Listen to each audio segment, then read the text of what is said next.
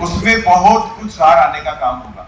और मैं देख रहा हूं कि मेरे सामने बहुत ऐसे पार्टी के बहुत ही पुराने साथी भी आए हुए हैं जिनके मैं कई बार घर भी गया हूं, कई लोगों के घर पहुंचा हूं, जो पार्टी में पद नहीं है लेकिन पार्टी के प्रति पूरी ईमानदारी के साथ में तन मन धन के साथ में लगे हुए ऐसे तमाम साथी बैठे हुए, उन सभी साथियों को भी मैं क्रांतिकारी जय भीम करता हूं। और साथ ही हमारे जो लाइफ में स्ट्रगल कर रहे हैं, हमारे जो यूट्यूबर्स, जो ब्लॉगर हैं, यूट्यूबर हैं, जो बहुजन मीडिया के साथीगण हैं और जो बहुत ही संघर्ष करके हमारी विचारधारा को, हमारी बातों को जनमानस तक पहुंचाने का काम कर रहे हैं, इन सभी लोगों को मैं धन्यवाद देता हूं कि आपने भारी संख्या में उपस्थिति दर्शाई और मुझे पूरा विश्वास है और ऐसे ही पॉजिटिविटी आपको बनाए रखनी है। आपको अपनी कंटेंट में, आप अपनी बातों में ऐसा माहौल क्रिएट करना है कि जो हमारा जो लक्ष्य है 2027 उत्तर प्रदेश में, पहले हम उस लक्ष्य को भेदें, हम उस लक्ष्य को हासिल करें और उसके बाद जो अन्य लक्ष्य हमारे हैं, जो दिल्ली का हमारा लक्ष्य है, जो हमारा लक्ष्य पंजाब का है, हमारा लक्ष्य राजस्थान का है, हमारा लक्ष्य आपका जो मध्य प्रदेश का है, छत्तीसगढ़ का, इन लक्ष्यों को भी भेजने का भी हम काम कर सकें। इसलिए मैं आप सभी लोगों का भी बहुत बहुत आभारी हूँ और मैं धन्यवाद करता हूँ तमाम हमारे विधानसभा के पदाधिकारियों का भी जिन्होंने अपनी उपस्थिति को यहाँ पे दर्ज कराया और कई साथी इधर किसी मजबूरीवश या किसी कारणवश यहाँ नहीं आ पाए, तो उनके साथियों ने कहा कि साहब ये अच्छा काम कर रहे हैं, हम इनको कंटिन्यू करना चाहते हैं, कोई कारणवश नहीं आ पाए या घर में कोई प्रॉब्लम, बहुत प्रॉब्लम भी होती है, नहीं आ पाए, कोई दिक्कत नहीं है, अगर काम कर रहे हैं तो अजित कंटिन्यू बने रहेंगे। और जहाँ से साथी पार्टी के पद पे हैं, ओहदेदार हैं और वो साथी नहीं आए, लेकिन जहां से अन्य साथी आए जो हमारे पार्टी के मिशनरी और कैडराइज लोग हैं वो आए हुए हैं, तो मैं पूरी जोन की टीम से कहूंगा कि रिव्यू का मैंने रिपोर्ट्स में लिख दिया है, जो साथी आए थे उनको पदाधिकारी बनाना है और जो नहीं आए थे उनको वेटिंग लिस्ट में डाल देना है, ताकि ये मूवमेंट, ये कारवां कंटिन्यू गतिशीलता को लेकर के चलता रहे, गतिशील बना रहे।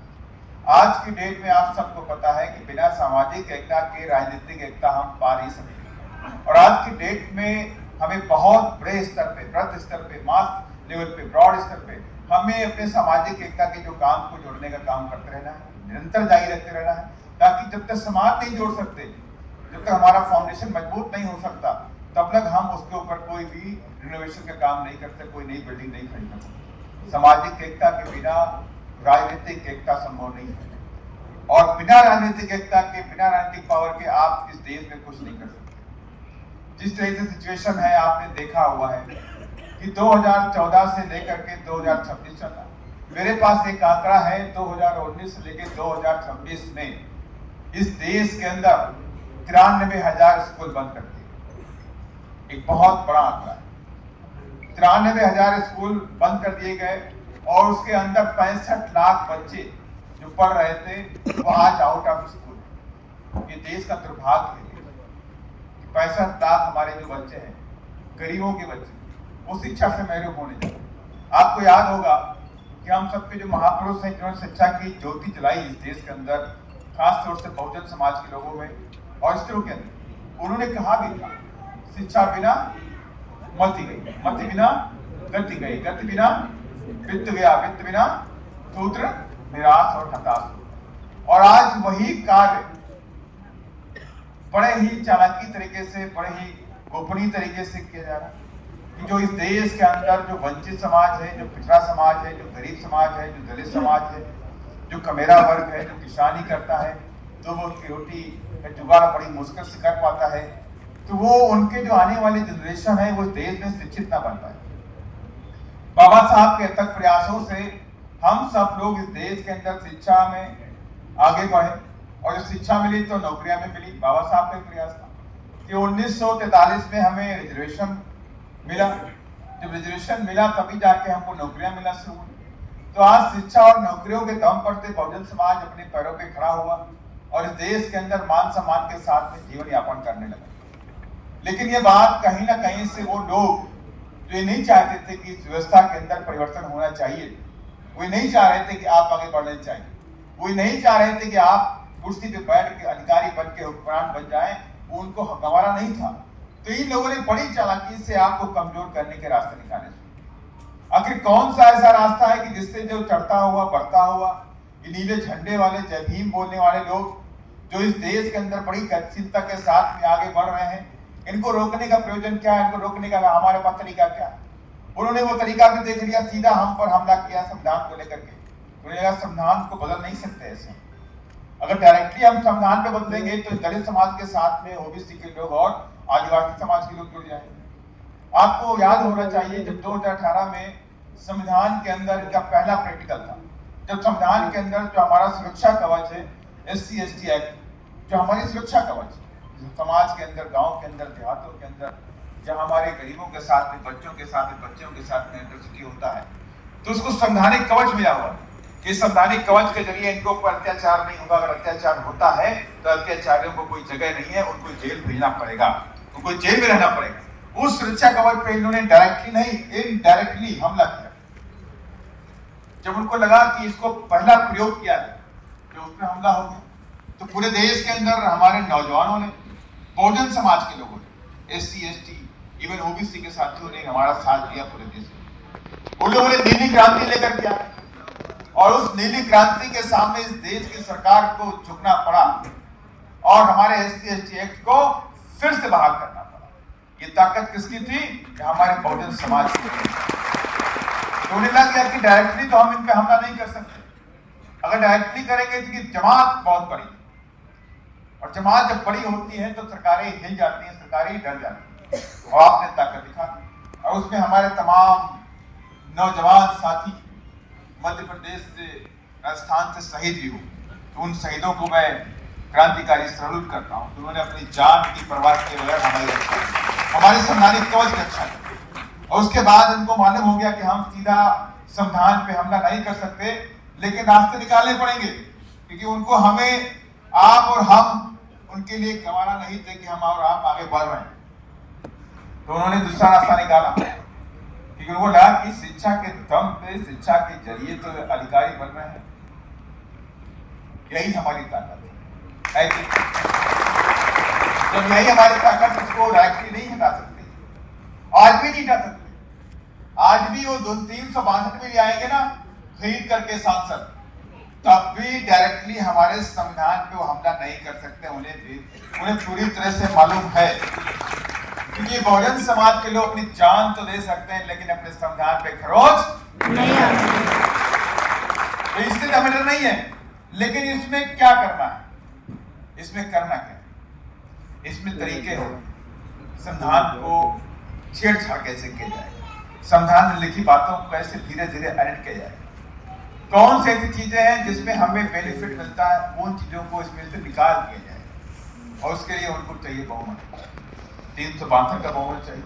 और कुछ खेल तो ऐसा ही चल रहा है, ऐसी अंदर से अंदर दबी दबी बातें भी आ रही कि हमारे रिजर्वेशन पे हमला होने वाला, हो सकता है हमारा रिजर्वेशन खत्म कर दिया जाए, तमाम ऐसी बातें आने वाली, लेकिन देखते क्या नहीं।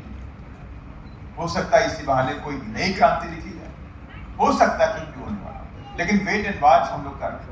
अगर हमारे संविधान में कोई खरोच आएगी तो बर्दाश्त नहीं होगा। हमारे भाई ने साफ साफ बोल दिया था कि सब कुछ तो ठीक है, लेकिन अगर मेरे संविधान पे कुछ भी हो गया तो हम जो बैठने वाले नहीं, ये हमारी बहन। और इसलिए मैंने कहा कि उन्होंने दूसरा रास्ता निकाला कि उनको शिक्षा के जरिए मालूम हो गया कि शिक्षा के जरिए बहुजन समाज के लोग गांव से, देहातों से पढ़ के तो आते हैं, पढ़ करके, बड़ी मेहनत करके यहाँ नौकरी पाया। तो उन्होंने पहला हमला शिक्षा पे किया कि सरकारी स्कूलों को बंद करने का प्लानिंग किया। 93,000 स्कूल बंद कर दिए गए या आसपास के स्कूलों को मर्जर कर दिया गया। इवन आपके बगल में जिला है हरियाणा के अंदर तो इन्होंने क्या काम किया कि सरकारी स्कूलों को बंद करके चिराग योजना लेकर के आए। और चिराग योजना में क्या हुआ कि चिराग योजना में कहा कि सरकारी स्कूल में जो बच्चा पढ़ेगा फीस देगा, प्राइवेट स्कूल में पढ़ेगा उसे 500 रुपए स्कॉलरशिप, इस तरह की योजना लेकर के आए। अब लोग दुविधा में आ रहे। साजिश बड़ी बड़ी थी, अगर जैसे ही आप अपने बच्चों को सरकारी स्कूल से निकाल के प्राइवेट स्कूल में डालोगे तो उनके पास एक मौका मिल जाएगा। कहेंगे भाई सरकारी स्कूल में बच्चे पढ़ने नहीं आते हैं, तो क्यों ना सरकारी स्कूल प्रदेश से बंद। अब सरकारी स्कूल बंद, अब जो सरकारी स्कूल बंद तो कुछ दिन के बाद कहेंगे प्राइवेट स्कूल खर्चे निकाल नहीं पा रहे हैं, तो अब ये स्कॉलरशिप बंद की जाती है। अब आपको फीस देना पड़ेगा। और जब फीस देना है तो मुझे याद है जब मैं एजुकेशन ले रहा था प्राइमरी में या मीडियम इंटरमीडिएट की या हाई स्कूल की, तो मैं 5 रुपए या 6 रुपए फीस देता था। आज की डेट ज्यादा हो गई फीस। सरकारी फीस में मैंने जब क्लास 6 पढ़ा है तो मुझे याद है कि 1 से 2 रुपए फीस पड़ती थी। 12th भी मैंने किया है तो शायद 150 रुपए के आसपास फीस पड़ी। और जब मैंने बीटेक किया, एमबीए किया, तो हमारे बहन जी की देन थी कि उन्होंने उत्तर प्रदेश में 0 फीस पे एडमिशन का ऐलान कर दिया। कहा कि कोई फीस नहीं पड़ेगी। SC ST और OBC के गरीब बच्चों को तो इस प्रदेश के अंदर 0 फीस पे एडमिशन होगा। 1 रुपया फीस के नाम पे नहीं लिया जाएगा। और मैंने भी उसी में अप्लाई किया और मैंने भी वहां से एमबीए भी किया, बीटेक भी किया, 0 फीस पे किया। ऊपर से हमारे बहन जी की योजना थी जिसके तहत मुझे 75,000 रुपए साल में स्कॉलरशिप भी मिली, तब मेरी पढ़ाई पूरी हुई।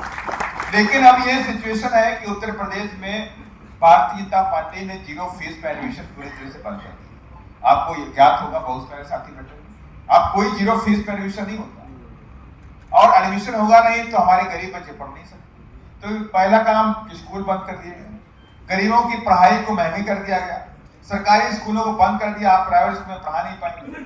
देश के अंदर 3 करोड़ की वैकेंसी है, देश में 3 करोड़ नौकरियों की वैकेंसी है। सरकार के पास सिर्फ आज की डेट में 1.2 करोड़ की फिलिंग है।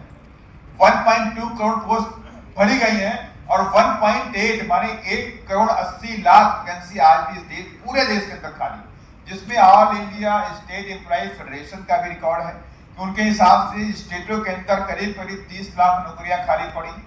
केंद्र में खुल्लम खुल्ला जो चैलेंजेस है कि 2-3 मंत्रालयों के अंदर 10 लाख नौकरियां खाली पड़ी है। मात्र रेल मंत्रालय के अंदर 2.5 से 3 लाख की नौकरी खाली, होम मिनिस्ट्री के अंदर 3 लाख की नौकरी खाली है। सेंट्रल गवर्नमेंट की जो एजुकेशन डिपार्टमेंट है उसमें करीब करीब 47,000 नौकरियां खाली पड़ी, लेकिन ये नहीं बन, ये नहीं बन।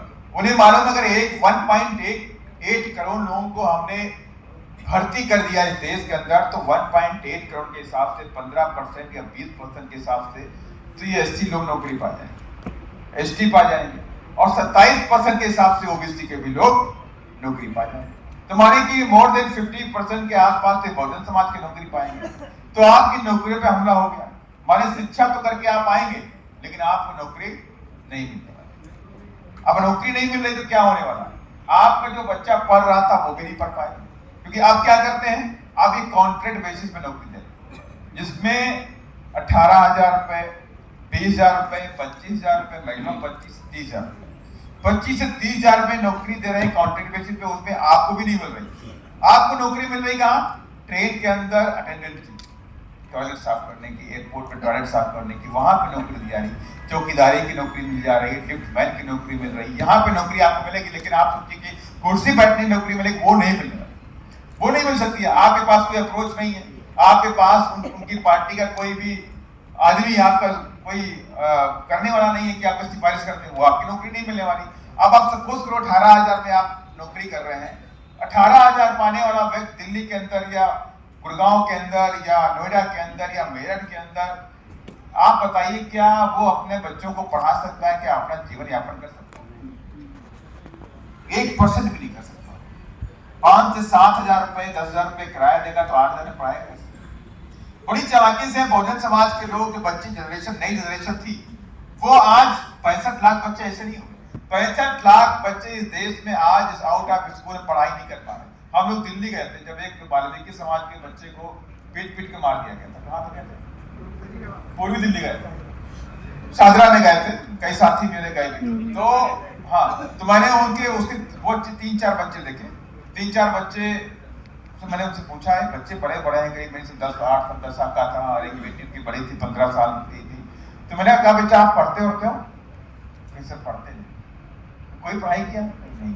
आप समझिए दिल्ली के अंदर क्या हालात, दिल्ली के अंदर आप भी बच्चों को शिक्षा नहीं मिल पा रही है तो दूर दराज के एरिया में क्या होने वाला है आप समझ सकते हैं।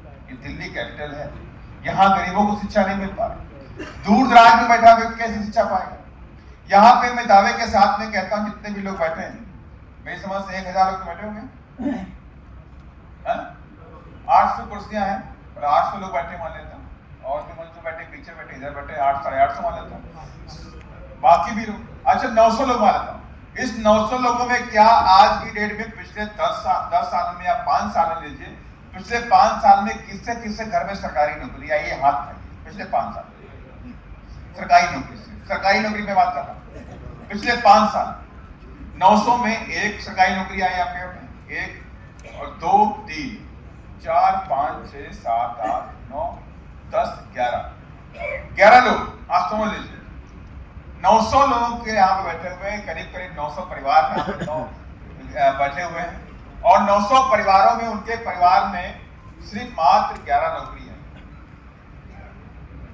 11 नौकरी आप समझ। अब मैं कहूँ अगर इसमें कितने ऐसे लोग हैं जो पुराने समय से नौकरी कर रहे हैं उनके परिवार के लोग, वो कितने लोग नजर आता है? हाँ, रिटायर वाले था। अब आप देख लीजिए, हमारे प्रेजेंट टाइम में 11 आदमी नौकरी पा रहे हैं और पुराने समय में 10 लोग करीब ऊपर हैं और 15 इधर होंगे और 15 20 25 से ज्यादा हो गए, करीब करीब 100 आदमी, 100 से पीछे और भी 100-150 लोग आज की डेट में ऐसे यहाँ बैठे हुए हैं जिनके घर में पहले नौकरी थी लेकिन आज की डेट में सरकारी नौकरी। अब आप समझिए कितना बड़ा अंतर होगा, कितना बड़ा खेल किया जा रहा हमारे साथ। अब आप सोचिए, आप अगर बच्चे पढ़ेंगे नहीं, सरकारी नौकरी नहीं पाएंगे तो आने वाली जनरेशन उनकी कैसे आगे? इस प्लानिंग को बड़ा डीपली समझना पड़ेगा, कितना बड़ा खेल किया जा रहा है।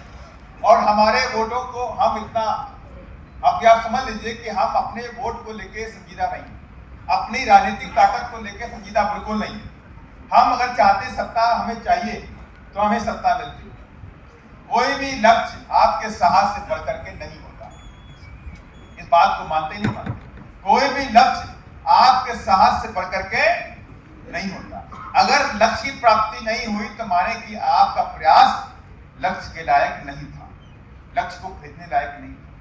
और अभी भी मैं आपसे कह रहा हूं, ये अभी वक्त है, समय है अभी सुधरने का। अगर हम नहीं सुधरे, हमने अपने ताकतों को नहीं समझा, अपनी राजनीतिक ताकत को, अपनी पॉलिटिकल ताकत को, अपनी वोट की ताकत को नहीं समझा, अपने संविधान की ताकत को नहीं समझा, 10-5 साल बाद हमारे पास कुछ बचेगा भी नहीं कि हम कुछ सोचे समझे उस पर स्टडी करें, कुछ भी नहीं बचने वाला। फिर आप कुछ कर नहीं सकते इस देश में। पूरी तरह से वो लोग कैप्चर हो जाएंगे, आपको कैप्चर कर लेंगे और हम और आप सिर्फ उनके हुक्म पे जिंदा रहने वाले हैं। और इसलिए मैंने कहा बहुत ही सोचने और समझने की जरूरत है। जितने भी लोग यहाँ बैठे हुए हैं, दिल्ली को अगर जीतना है तो दिल्ली में काम तो करना पड़ेगा। आज 900 लोग बैठे हैं, आपके अथक प्रयासों से 900 लोग बैठे हुए। मैं कहूँगा 1 महीने बाद मैं आपसे कहूँ कि 9000 लोग बैठ सकते हैं, पॉसिबल है कि नहीं पॉसिबल? 900 को मल्टीप्लाई में 10 से कर दो तो 9000 होते हैं। और एक बंदा जो यहाँ बैठा हुआ 10 आदमियों को जोड़ेगा तो 9000 होते हैं। भाई अगले महीने मैं फिर आपसे बोलूं कि मुझे अगली बार को 90,000 चाहिए, चाहे भले आप मुझसे 4 महीने का टाइम और ले लीजिए। पार्टी बढ़ाने का तरीका यही है। आप ये सोचिए, सोशल मीडिया में करने से काम बनने वाला बिल्कुल नहीं। आप पार्टी के लिए एक एटमॉस्फेयर क्रिएट कर सकते हैं, सोशल मीडिया से विचारधारा का प्रवाहन कर सकते हैं। लेकिन ये और खतरनाक होता कभी जब सोशल मीडिया के जरिए हमारी कैडर की बातें बाहर पहुंचती हैं, दुश्मन ज्यादा अलर्ट होता है, दुश्मन ज्यादा अलर्ट होता है। उसको लगता है कि देखो यार इनकी मेंटालिटी कितनी खतरनाक है, इनकी प्लानिंग बड़ी तगड़ी है। हम प्लानिंग करते रहते हैं लेकिन उसको इम्प्लीमेंट नहीं कर पा रहे। हम प्लानिंग कर दिया, मैंने आपसे बोल दिया, लेकिन वो जमीनी स्तर पर इम्प्लीमेंट नहीं हो पाया। लेकिन दुश्मन आपसे आ गया, उसको लगा कि दे आर वेरी क्लेवर, ये बहुत चालाक है, कुछ करने जा रहे हैं।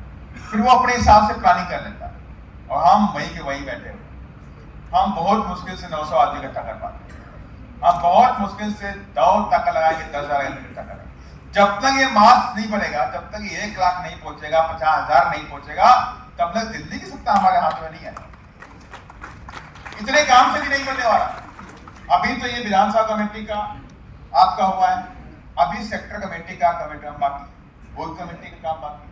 जितने भी विधानसभा कमेटी के साथी बैठे हुए और जितने जिले के और जोन के लोग, देखिए आप इस बात को समझ लीजिए, आप मात्र एक पॉलिटिकल पार्टी के ओहदेदार नहीं, आपको सिर्फ पॉलिटिकल पार्टी की जिम्मेवारी नहीं मिली, आपको जिम्मेदारी इस मिशन मूवमेंट की मिली। इस देश में चारों तरफ हो रहे दलितों आदिवासियों पे अत्याचार को खत्म करने की जिम्मेदारी आपको, इस देश में आने वाली जनरेशन को इस देश में मान सम्मान से दिलाने के लिए, उनको जिंदा रखने के लिए ये भी जिम्मेदारी आपको। मात्र पार्टी को सत्ता में लाने की जिम्मेदारी नहीं, पार्टी को सत्ता में इसलिए लेकर के आना है कि बिना सत्ता के हम वो काम नहीं कर सकते। Because political power is the master. अगर पॉलिटिकल पावर की जरूरत नहीं होती शायद हमें पार्टी की जरूरत भी नहीं पड़ती, और ये काम इतना कठिन भी नहीं है। एक दौर था, आप समझ लीजिए, मैं कोट करूंगा तथागत गौतम बुद्ध। तथागत गौतम बुद्ध ने जब बौद्ध धर्म का प्रचार किया तो आपके सामने इतनी मुश्किलें नहीं आती हैं जितनी मुश्किलें उनके सामने आ रही। उन्होंने वन बाई वन करके पूरे देश नहीं कई वर्णों तक अपने धर्म का प्रचार अपनी लाइफ में कर दिया। बहुत बड़ा धर्म बना, बहुत चला भी।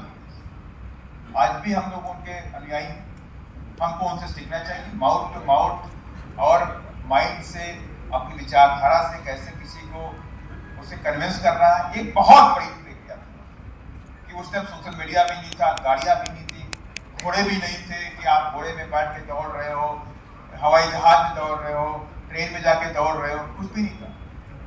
माउथ टू माउथ काम हो रहा था। उनके जो भक्त थे, शिष्य थे, हमारे बनते हैं आज के, उन लोगों ने बौद्ध धर्म का प्रचार ऐसे नहीं कर दिया, बहुत ताकत लगाई, बहुत मेहनत किया, तब जाके वो सर्वश्रेष्ठ विचारधारा पूरे वर्ल्ड में फेमस हुई। उसके लिए कितना काम करना पड़ा, और उतनी जो उनके सामने दिक्कतें आई, आप समझिए कितने लोग मारे गए, कितने लोग काटे गए, क्या हुआ, सब कुछ बताया। आज की डेट में अगर मैं कहूं कि बीएसपी से नंबर 1 की विचारधारा है, बीएसपी इस देश की सर्वश्रेष्ठ विचारधारा वाली पार्टी है, तो ये सर्वश्रेष्ठ विचारधारा हम लोगों तक क्यों नहीं पहुंचा पा रहे? क्या हम नीचे बैठ करके क्या काम नहीं कर पा रहे? ये मात्र देखिए, मानव कांसीराम साहब ने कहा था कि अगर हमने तो ना बिकने वाले लीडर बना लिए, लेकिन अभी मेरा जो काम बाकी है ना बिकने वाला समाज खड़ा करना। जिस दिन मैं ना बिकने वाला समाज खड़ा कर दूंगा, उस दिन मैं इस देश की सत्ता पे काबिज हो जाऊंगा। मानव कांसीराम साहब ने अब तक प्रयासों से उत्तर प्रदेश के अंदर तो समाज को ना बिकने वाला बना दिया, लेकिन मैं अभी पूरे देश के अंदर में जाता हूं, मैं देखता हूं, एनालिसिस भी करता हूं, दुख भी होता है कि मेरी 90% जो एनर्जी होती है मैं अपने समाज को जगाने में, उनको समझाने में, उनको उठाने में लगा देता हूँ।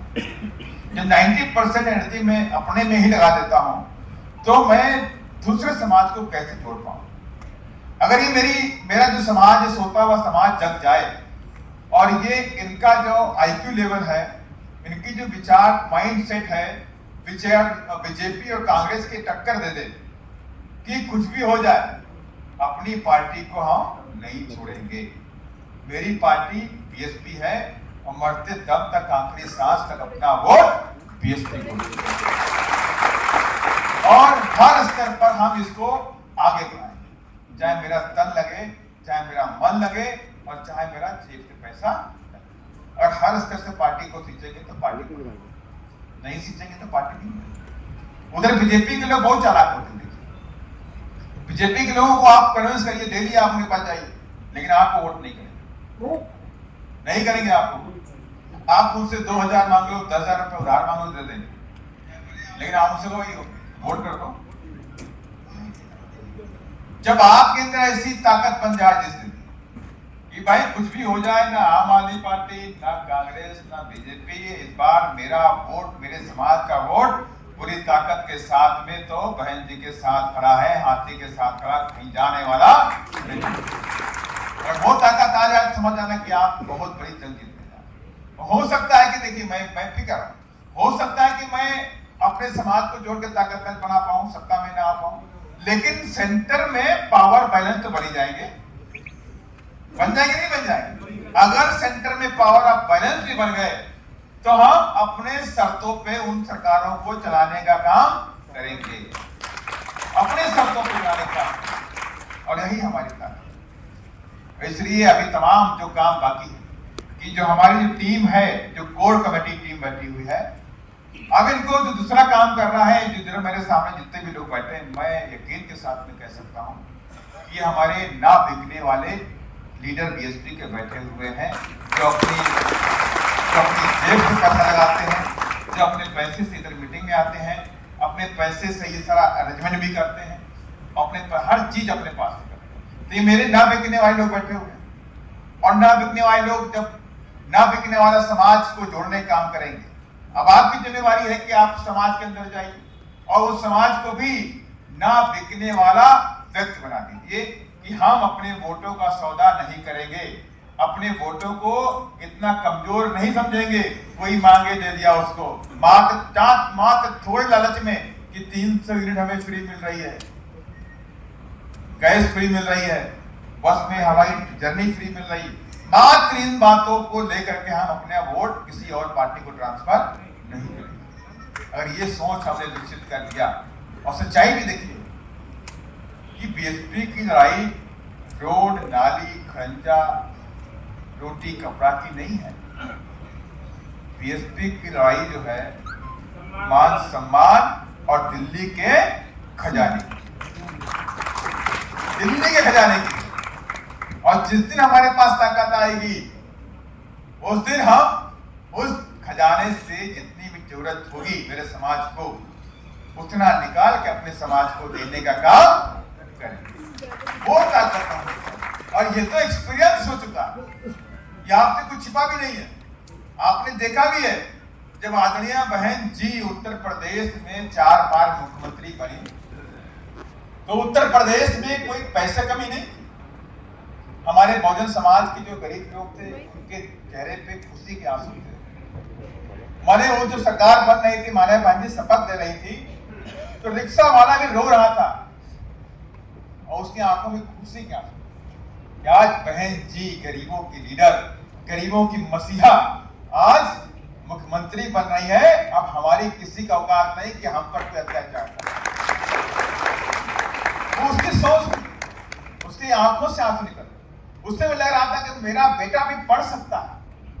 जब बहन जी मुख्यमंत्री बनी तो सबके मन में यकीन पैदा हुआ कि मेरा बेटा मजदूरी नहीं करेगा, मेरी तरह ईंट भट्टों पे काम नहीं करेगा, ये पढ़ लिख करके ये भी कलेक्टर बनेगा, पुलिस बनेगा, एडवोकेट बनेगा, डॉक्टर बनेगा, इंजीनियर बनेगा।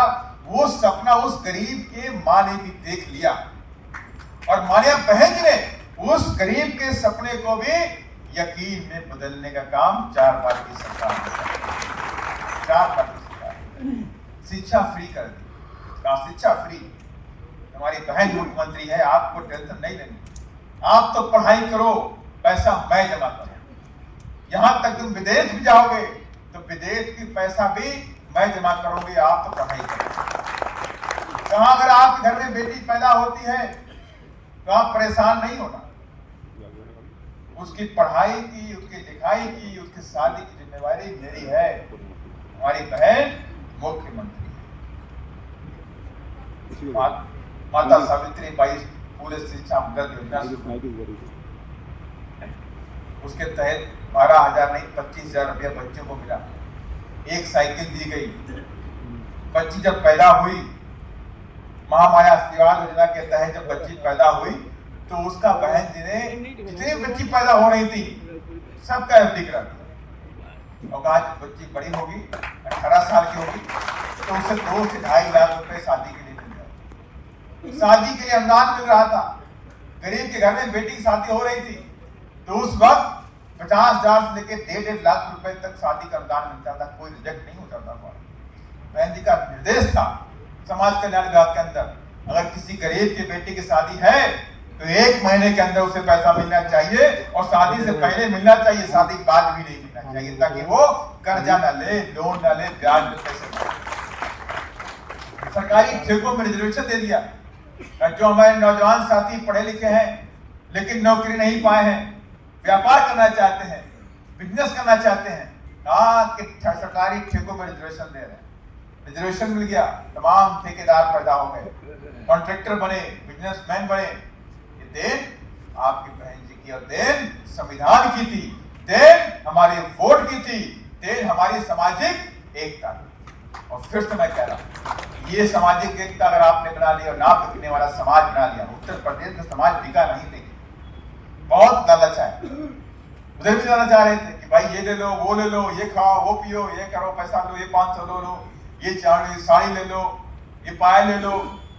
तो लोगों ने कहा नून रोटी खाएंगे, हाथी का बटन। ऐसे नारों से उत्तर प्रदेश गूंज गया, लोग धराशायी हो गए। और यहां तक कि उन्हें मालूम हो जाए कि इस गांव में बीएसपी का झंडा लगा है तो दूसरी पार्टी वाले घुसते ही नहीं। चलो चलो चलो चलो, यहाँ टाइम ना खराब करो, ये लोग हमको नहीं देंगे। क्या अरे ये सब बीएसपी वाले लोग हैं, नहीं देने वाले, बिकने वाले नहीं है, झुकने वाले भी नहीं है। कुछ भी कर लो, ये वोट वहीं जाएगा। कहां जाएगा?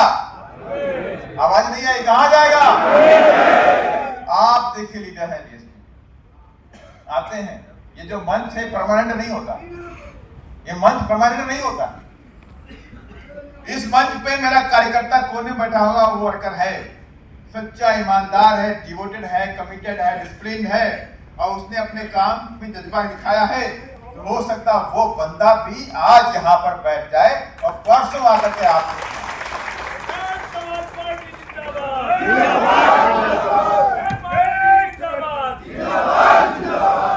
इसलिए मैंने समय मुझे बहुत कम मिला है। 2 बजे का समय था आज का, तो इसलिए मैंने आपसे कहा कि बीएसपी की विचारधारा, मैंने पहले बोला कि देश में सर्वश्रेष्ठ विचारधारा है और बीएसपी सेल्फ रिस्पेक्ट मूवमेंट है। और सेल्फ रिस्पेक्ट जब इसमें जुड़ जाता है और इसको कॉन्टिन्यूटी बनाने के लिए ही मानर कांसीराम साहब ने किसी भी खन्ना सेठों से उस वक्त भी और आज भी बीएसपी के अंदर किसी पैसे की एंट्री नहीं। आज जिस दिन बीएसपी खन्ना सेठों से पैसा लेना शुरू कर देगी तब ये सेल्फ रिस्पेक्ट मूवमेंट कैसे रह जाएगा? अगर आप इसको चाहते हैं कि सेल्फ रिस्पेक्ट मूवमेंट हमारा बना रहे तो हमें अपने दम पर, अपने खून पसीने से बीएसपी को चलाना पड़ेगा, दौड़ाना पड़ेगा और आगे बढ़ाना पड़ेगा। और इसलिए आज भी सेल्फ रिस्पेक्ट मूवमेंट, मैंने कहा था मैं पूरे देश में जाता हूं, मैं वो बात को भूल गया। मैंने कहा नहीं था कि आप लोगों के साथ कि मैं पूरे देश में जाता हूं तो मुझे बड़ा दुख मिला कि जिस तरह से पूरे देश के अंदर हमारे नौजवान बच्चों के साथ में, बच्चियों के साथ में, युवाओं के साथ में अत्याचार होता है, तो मैं हर जगह एक्सप्लेन नहीं कर सकता। इतने अत्याचार, इतने तरीके से अत्याचार होते कि आपकी रूह काम कर। अभी आपने देखा है कि अभी घटना घटी मुंडका में, मुंडका इंडस्ट्रियल एरिया में 3 वाल्मीकि समाज के बच्चे वो सीवर लाइन में गए, एक बच्चा बेहोश हो गया, दूसरा उसको बचाने गया, वो बेहोश हो गया, तीसरा बचाने गया, वो भी बेहोश हो गया और 3 बच्चे उसी में जाकर उनकी डेथ हो गई। इन सरकार पे फर्क नहीं पड़ता। उनके परिवार में कौन लोग थे? उनके परिवार में 12 साल की बच्ची है, एक के परिवार में 2.5 साल की बच्ची है, एक के परिवार में 16 साल के बच्चे हैं, 12 साल के बच्चे, 16 साल के बच्चे, 2.5 साल के बच्चे। उनकी उम्र क्या थी? किसी की 28 साल थी, किसी की 32 साल थी और किसी की 42 साल थी। तीनों बच्चे यहाँ पे खत्म हो गए। इन सरकार पे फर्क नहीं पड़ता। मैंने आपसे पहले बोल दिया, अगर सरकार पे फर्क पड़ता तो वो लोग खाली नंगे हाथों नहीं जाते। उनके पास ग्लव्स होते, उनके पास ऑक्सीजन नापने का पैरामीटर होता, पहले इक्विपमेंट नीचे आता कि उसके अंदर सीवर लाइन में ऑक्सीजन है कि नहीं, कौन सी गैस है, उसके बाद वो मास्क पहनते, उसके बाद पूरा ऑक्सीजन सिलेंडर लगा के फिर अंदर एंट्री करते। लेकिन आपकी मौत से उन्हें फर्क नहीं पड़ता। आपकी मौत से फर्क नहीं पड़ता, उनको तो उनकी मौत से फर्क पड़ता है। उनका एक बंदा मरता है, पूरे देश में हाथा मर जाता है। लेकिन आपके 3 बच्चे सीवर लाइन में डूब के मर गए तो हमको भी नहीं पता होगा, हमने तो ऐसे न्यूज में देख लिया, आपको भी नहीं पता होगा बहुत लोगों को, क्योंकि ये बहुत छोटी सी बात है उनके लिए। वो बात वहां से निकल के भी नहीं आएगी, अखबारों में छपेगी भी नहीं, मीडिया में हाईलाइट भी नहीं होगी, क्योंकि उनके लिए हमारी जान की कोई कीमत नहीं है। ये तो हमें समझना पड़ेगा। हमें क्या करना है? क्या हमारी वो जनरेशन जो सदियों से वो काम कर रही थी करती रहेगी, वही काम करती रहेगी? आखिर कैसे उनको हम आगे लेके आएंगे? मेरे सामने एक बात आई याद कि जब भारत पाकिस्तान का बंटवारा हुआ 1948 में, जब बंटवारा हुआ तो भारत से बहुत से मुसलमान चले गए पाकिस्तान चले गए। पाकिस्तान के तमाम लोग जो हिंदू थे वो इधर आ गए। यहाँ से गए तो करीब करीब 40 लाख एकड़ जमीन जो मुसलमान पाकिस्तान ले गए, अपनी जमीनें छोड़ के चले गए। तो उसमें से बाबा साहब डॉक्टर अम्बेडकर ने सरकार को, जवाहरलाल नेहरू जी को लिखा लेटर, उनसे पर्सनली बात भी करी कि हमारा जो समाज है देश में तबाहशुदा समाज है, जो उधर से भी लोग आए हैं, वो वहाँ पे जुलाहे का काम कर रहे थे, जूते बनाने का उनका काम था, जुलाहे और फैक्ट्रियों का काम था। तो मैं चाहता हूँ इनको, आप जो उधर से भी आ गए, इधर भी जो लोग हैं बेरोजगार हैं, आप इनको 4 लाख एकड़ जमीन दे दो, जो 40 लाख एकड़ जमीन है उसमें से 4 लाख एकड़ जमीन दे दो, ताकि ये लोगों में बढ़ जाएगी तो ये लोग बेचारे अपने पैरों पर खड़े हो जाएंगे। तो नेहरू जी ने कहा बहुत अच्छी बात है आपकी, बहुत काबिल तारीफ बातें, बहुत अच्छी बातें बोली नेहरू जी ने। तो बाबा साहब को लगा भाई हो सकता है खुश हो गए तो जमीन मिलने वाली। तो उन्होंने क्या कहा कि वहाँ के कैरो सिंह, प्रताप सिंह कैरो वहाँ का मिनिस्टर था, उसको उन्होंने उसमें रंगा लगा दिया। मैंने डायरेक्ट दिल्ली से था, रंगा वहां से लगा दिया गया। कहने नहीं, ये जमीन तो हमारी है, ये जमीन हम इन दलित समाज के लोगों को नहीं दे सकते। प्रताप सिंह कैरो ने उसमें इतना रंगा लगाया, कोर्ट ले गया, सुप्रीम कोर्ट रहा, वो आखिरकार जमीन हमें नहीं मिली। बड़ी मुश्किल से बाबा साहब ने फिर संघर्ष प्रयास किया, 1 लाख एकड़ जमीन मिली, 1 लाख एकड़ जमीन मिली बाबा साहब के तक प्रयासों से। माने 40 लाख में आपने 4 लाख एकड़ जमीन मांगी और 4 लाख में भी आपको मिली मात्र 1 लाख। तो आप समझिए, इतिहास से आपको कोई लाइक नहीं करता, तो अब कौन आपको लाइक करने जा रहा है? अब भी कोई आपको लाइक नहीं। जो कुछ भी करना है, जो कुछ बनाना है, जैसे भी खड़ा करना है, वो बीएसपी अपने दम पे खड़ा करेगी। और माधव कांसीराम साहब ऐसे नहीं ये मोमेंटम खड़ा करेंगे, इतना बड़ा विशाल चीजें खड़ी कर दी। मैं महाराष्ट्र का गया, लोगों ने मुझे बताया, बात 1973 के आसपास की है और 71 से 73 के बीच में। महाराष्ट्र साहब मेरे समझ से 73 में दिल्ली शिफ्ट हो गए थे, दिल्ली आ गए थे करोड़ बाग में। 1973 में पुणे से दिल्ली आ गए थे। जब पुणे से मुंबई के बीच में गए हैं तो बताते हैं कि मानव कांसीराम साहब एक बंदे को पकड़ के, एक बंदे को उस अधिकारी के ऑफिस में जाए, उसको समझाने का काम करें। कभी कभी वो अधिकारी को, कर्मचारी को समय मिले और कभी कभी उससे समय ना मिले। तो माधव कांसीराम साहब वहां से निकल के आए और बेचारे कहाँ खड़े हुए, कहाँ पे? बांद्रा स्टेशन पे खड़े हो जाए। बांद्रा स्टेशन पे कभी वो बीटी पे खड़े हो जाए, कभी सेंटर पे खड़े हो जाए। उन्हें मालूम होता था कि ये अधिकारी शाम को 5 बजे, 5:15 बजे लोकल ट्रेन पकड़ेगा, तब मैं इसको वहां पकड़ के बात करूंगा। बेचारे जाके वहां पे खड़े हो जाए, 2-2 घंटे खड़े होकर वेट करते रहे। 5-5 बजे फिर वो अधिकारी या कर्मचारी वहां से निकलता था। तो तमाम तो अच्छे लोग भी होते थे, जो साहब को देखते थे तो आइए चाय पीते हैं, बैठते चाय पिलाते थे और साथ में लेके ट्रेन में जिनके हाथ तक उनका घर था, जाते बात करते हुए अपनी मूवमेंट के बारे में, मिशन के बारे में, अपने स्ट्रगल के बारे में उनको सिखाते थे। कुछ अच्छे भी लोग थे, कुछ ऐसे भी लोग थे कि साहब को देखते कि अरे साहब पढ़े, कांसीराम साहब पढ़े, तो पीछे दरवाजे से निकल जाते। मुझे याद की बात नहीं है, लेकिन साहब बड़े जिद्दी थे। उन्होंने देख लिया कि ये राम किशोर भाग रहा है, तो भाई पीछे वाले दरवाजे से मिलेगा तो जाके पहले वही खड़े होते।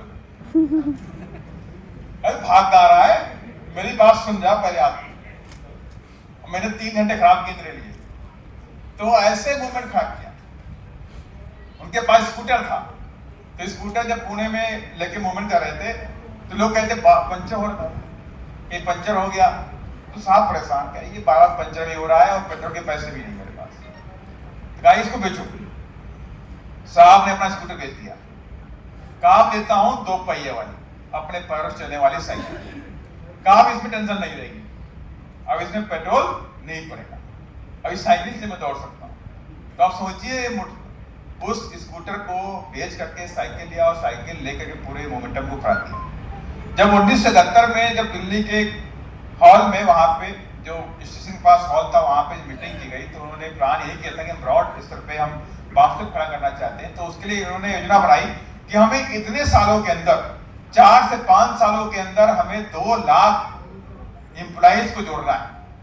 4 सालों के अंदर 2 लाख एम्प्लॉइज जोड़ देना है। बड़ा चैलेंज था उनके लिए कि एक बंदे को पकड़ना, उनको समझाना, फिर मूवमेंट में उनको कंट्रीब्यूशन करवाना, और ऐसे करके उन्होंने पूरा काम 4 साल में उन्होंने 2 लाख के ऊपर जब उन्होंने देख लिया हमारे पास 500 के लोग हो गए, तब जाके 6 दिसंबर 1900 कब हुआ? 78 में दिल्ली में तो हुआ था। बाम सेफ की डिक्लेरेशन किया, बाम सेफ बनाने का, और हम वो चैलेंज लेकर नहीं चल पाते। मादर कांचीराम हम अकेले 2-2.5 लाख की मिलाई जोड़ सकते हैं टारगेट टाइम पे, फिक्स टाइम में। हमें इतने समय में 2 लाख तैयार करना, इतना तो टाइम ही नहीं होता आपके पास। दिन तो 365 होते कि नहीं होते? 365 दिन होते हैं, और 4 साल में कितने हो गए? 1500 के नीचे रहेंगे भाई। 3 चक्कू 12 और 6 चौक 24, 1440 और 5 चक्कू 20, 1460 हो गए, नहीं हो गए? 1460 दिनों में 2 लाख बाउंसेस की बड़ी टीम मानकर साहब ने इस देश में खड़ी करने का काम किया। तब जाके बाउंसेस बनी। ये मोमेंटम, ये कारवा, ये ताकत, ये ऐसे नहीं, इसके पीछे संघर्ष। और श्री माधव कांचीराम साहब ने कहा था संघर्ष से ही सत्ता मिलती है। संघर्ष से सत्ता की अगर मैं बात करूं तो ये प्रूफ हो चुका है, और वो आपके सामने है बहुजन समाज पार्टी। बिना संघर्ष के सत्ता आपको नहीं। और वो संघर्ष, वो दौर अगर आप दिल्ली के अंदर लेकर नहीं आएंगे तो आप सत्ता से बहुत महरूम हैं, और आगे भी महरूम सत्ता नहीं मिलेगी इतनी आसानी। आप सोचिए, इतने छोटे से काम को लेकर के मोमेंटम कर रहे हैं। मात्र 10-12 आदमी हमारी टीम के लोग काम कर रहे हैं, बाकी लोग घर में आराम कर रहे हैं, तो ऐसी सत्ता नहीं मिलने वाली जब तक एक खून का उबाल है, हर दिल में नहीं आएगा, हर जिस्म में नहीं आएगा, हर दिमाग में सोच नहीं पैदा होगी सत्ता की, तब लग ये सत्ता नहीं। जब तक वो उबाल बनाइए, खून को गर्म करिए, अत्याचार को बर्दाश्त न करने की कसम खाइए, ना ये बर्दाश्त करिए कि मेरे समाज पे कहीं अत्याचार होगा, मैं चुप नहीं बैठ सकता, इसके लिए मुझे राजनीतिक पावर चाहिए। मात्र इस बात से नहीं बात करने वाले कि आप कोई अत्याचार हुआ, मैं जाके वहां घर जाके मिल के चलाया या उनको कुछ थोड़ा मोड़ा दे के चलाया, वो एक राहत है, थोड़ी सा टाइम की राहत है। देखिए, आप अत्याचार नहीं हो सकते। अत्याचार रोकना है तो आपको सत्ता में आना पड़ेगा। आप एक जगह जाओगे, आप दिल्ली में कहीं किसी घर में जाओगे तो राजस्थान में घटना घटेगी, राजस्थान में जाओगे तो पंजाब में घटना घट जाएगी, पंजाब में जाओगे तो मानो आंध्रा में भी हो गया। आप क्या करते रहोगे? ये अत्याचार नहीं रुकने वाला। अत्याचार तभी रुका है जब हमारे बहन जी उत्तर प्रदेश में मुख्यमंत्री बनी। किसी की हिम्मत नहीं था कि हमारी बहू बहनों की तरफ आंख उठाकर कोई देख ले। समाज पार्टी जिंदाबाद, समाज पार्टी जिंदाबाद।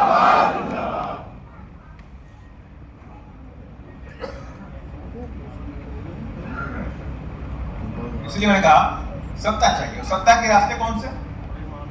सत्ता समझिए कि अगर हम ना काम करें तो सत्ता मिलने वाली क्या? क्या मिलेगी? आप सब लोग आराम करो, आराम से पड़े घर में ऐसे बैठो, और ये हमारी टीम काम करते हैं, सत्ता मिल जाएगी क्या? जब आप भी काम करो, मैं भी काम करूं, और ये मंच वाले भी काम करें, तब सत्ता मिलेगी। रात दिन काम करेंगे, सत्ता मिलेगी। अब ये समझ लीजिएगा कि आज जो आप संघर्ष कर रहे हो, हम और आप, मैं भी इंक्लूडिंग मी, और इतने भी लोग बैठे, ये कोई भी व्यक्ति अपने फायदे के लिए काम नहीं करता। आज के लिए थोड़ा मोड़ा मन में दिमाग में ले आता हूं, लेकिन लंबा फायदा किसको होने वाला? लंबा फायदा जो होने वाला है आने वाली जनरेशन। हम जो भी काम कर रहे हैं, आने वाली कौम, आने वाली जनरेशन को इस देश में हुक्मरान और उससे स्वाभिमान का जीवन देने का। और आज मुझे और आपको ये स्वाभिमान का जीवन मिला है, आराम का जीवन मिला है, एसी मिला है, कपड़ा मिला है, घर मिल गया, कार मिल गई, तो कहीं ना कहीं से इन महापुरुषों ने संघर्ष किया था। बिना जगे, बिना सोए, रात दिन जग करके उन्होंने संघर्ष किया, तब मुझे आज और आपको सब कुछ मिला। और आज हम संघर्ष नहीं कर रहे हैं। अगर इनके बराबर नहीं तो कम से कम अगर इनका 50% भी संघर्ष हम कर लें, इनकी 25% बातों को इंप्लीमेंट करने अपने लाइफ के अंदर, क्योंकि आपने अब अभी कोई प्लेटफॉर्म बनाने की जरूरत नहीं है कि रास्ता बनाना पड़ेगा, मुझे प्लेटफॉर्म खड़ा करना पड़ेगा, ऑफिस लोग जोड़ना पड़ेगा। सब कुछ बड़ा बनाया आपको मिला हुआ है, प्लेटफॉर्म बना हुआ है, रास्ता दे करके गए हैं, आपको सिर्फ उस पर चलना है। आपको उनके बताए हुए रास्ते पे चल के समाज को जोड़ने का काम करना है। इतने काम बचा हुआ है, बाकी तो काम सारा हो गया कि नहीं हो गया? एक नेता भी बन गए, एक पार्टी बन गई, सब कुछ तो बन गया। एक नेता हमारी कौन?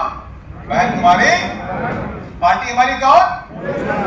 तो पार्टी भी बन गई, नेता भी हमारे पास। अब सत्ता में लाने की जिम्मेवारी किसकी? सत्ता में और हम और आप लाएंगे। और इसके लिए क्या काम करना है? हमें बताए हुए रास्तों पे चलना पड़ेगा कि हमें समाज को जोड़ने का काम करना है, तन मन धन से जो भी दिक्कतें हैं उसे दूर करना है।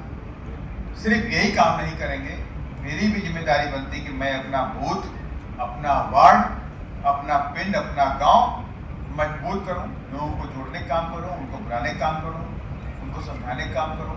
अगर आपके गांव में, आपके देहात में, आपके बगल में किसी अपने समाज के गरीब व्यक्ति की, किसी भी गरीब व्यक्ति के घर में 2 वक्त की रोटी नहीं है, तो आपको उसके लिए 2 वक्त की रोटी का इंतजाम करना पड़ेगा। यार भाई मुझे तो अच्छा नहीं लग रहा, आज मेरे पड़ोस में या गरीब आदमी बच्चे भूखे बैठे हैं और मैं कैसे खा लूं? चलो कोई बात नहीं, आज उसके पास नहीं है तो मैं दे के आता हूँ। जब तक ये भावना डेवलप नहीं करेंगे तो समाज का उद्धार नहीं हो सकता। कि मेरे घर में है तो ऐसा नहीं कि मेरे घर में, हो सकता है कि बगल वाले घर में देख लो है कि नहीं। अगर आपका बच्चा पढ़ रहा है कॉन्वेंट में तो देख लो कि बगल वाले घर में यार बच्चे की फीस है कि नहीं। क्या बेचारे ऐसा तो नहीं बिना फीस का नाम कर रहा हो, बिना किताबों के पढ़ाई नहीं कर पा रहे होंगे। अगर आपके अंदर ये विचारधारा पैदा हो जाएगी तो आप बहुत आगे बढ़ेंगे, कोई नहीं रोक सकता। ये हमारे अंदर आते हैं, सोच होनी चाहिए। और यही बाबा साहब डॉक्टर अम्बेडकर की सोच थी। उन्होंने कहा भी था कि मैं चाहता हूं जब आगरा में 18 मार्च 1956 को 18 मार्च को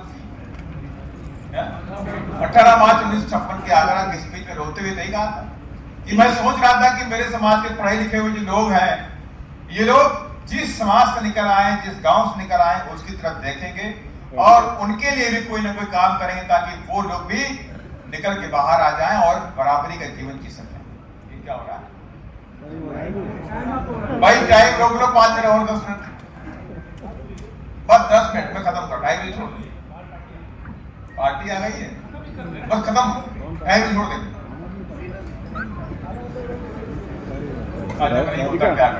राधिका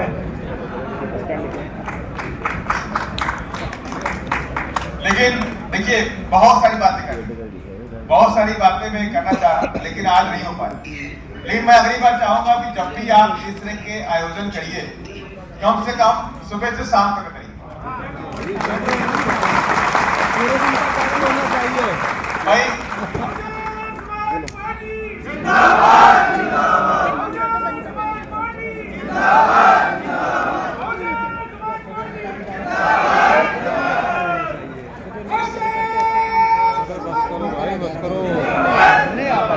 पूरे दिन का होना चाहिए। अगली बार फिर करेंगे, मुझे यकीन है। अभी तो आज आकाश जी बनाना था, नहीं आ पाए, लेकिन फिर भी हम दोबारा करेंगे और कोशिश करेंगे इस बार ताल कटोरा स्टेडियम में करेंगे।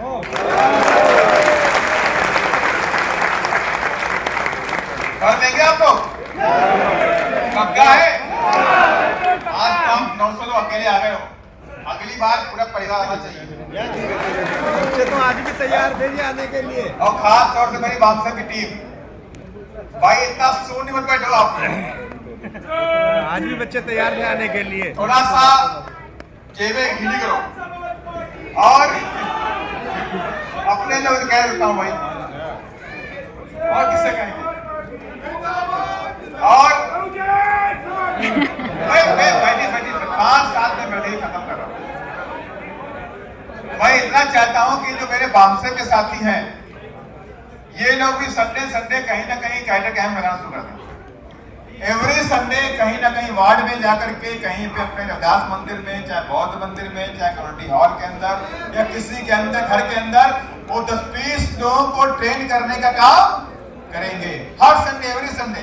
अगर किसी के पास समय नहीं है तो अगर इस तरह से मूवमेंट बढ़ाएंगे, और आप सभी लोग जितने भी लोग बैठे हुए हैं, अब आपकी जिम्मेदारी क्या है? अगली कमेटी बनाना। अगली कमेटी का ध्यान दीजिए मेरी बात को। मैंने कहा मेरी विधानसभा कमेटी, जिला कमेटी, अब ये सेक्टर कमेटी बनाएगी। माने कि 10 बूथों को मिला के एक सेक्टर बनेगा। पक्का है? जान गए? अब क्या करना है, एक बूथ सेक्टर का अध्यक्ष होगा, दूसरा सेक्टर का महासचिव होगा और 10 क्या बनेंगे? 10 बनेंगे सेक्टर के सचिव। माने कि हर सेक्टर माने उस सेक्टर के अंदर जितने बूथ हैं उस बूथ में से एक सीनियर साथी को बना देंगे सेक्टर का सचिव। अब ये सेक्टर सचिव जो है सेक्टर कमेटी के साथ में मिल करके माने जिस बूथ का है वो सेक्टर सचिव और